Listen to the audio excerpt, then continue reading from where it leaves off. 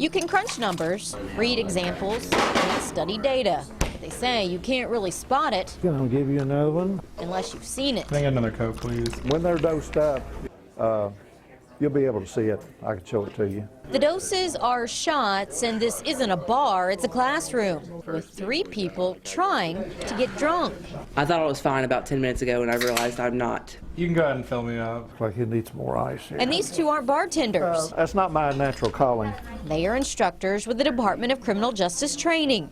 Every 2 months or so, they trade in the textbooks for bourbon and rum. Are you talking drinking all this in 2 hours? Even though the conversation I couldn't find my keys right now. wanders, I played a few games of Flip Cup. the activity is actually very controlled.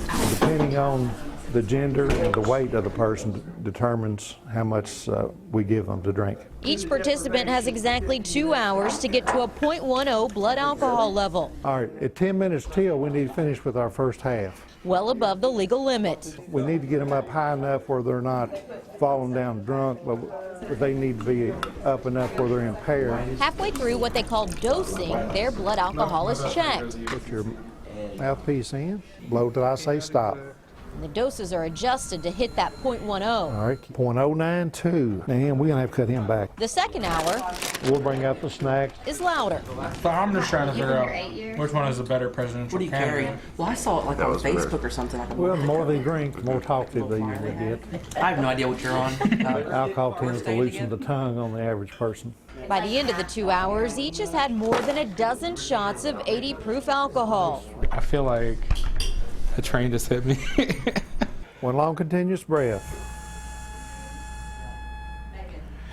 109. 117. This isn't a test of Keep blowing. tolerance, though, 098. Good job. but a test for these recruits. 1, 2, 3, 4. The 3 are split up and sent with groups of recruits. Each one has to perform a field sobriety test. We're teaching them to look for the clues. They have no idea how much alcohol, if any, the participants drank. We teach them a textbook, but they've got to have hands-on experience to actually see it for themselves. Most of the test is memorization for the cadets, remembering the right way to present the task to drivers on the side of the road. Wait a minute, wait a minute.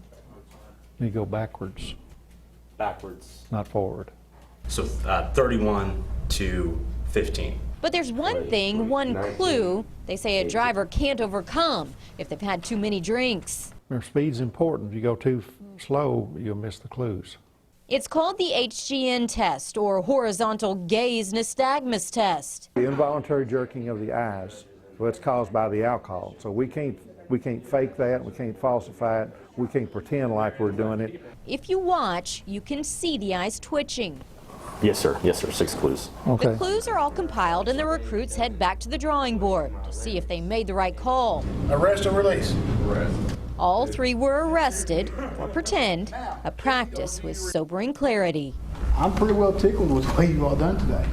And that's the end of the lesson, I feel like I can physically do the things that I need to do, but not for these 3. They'll be staying a while to sober up. but it's just the cognitive skills that are really messing with me. Now, this day started at about 11 in the morning for the participants that came in to drink, and that classroom session that you just saw was much later in the afternoon, around 4.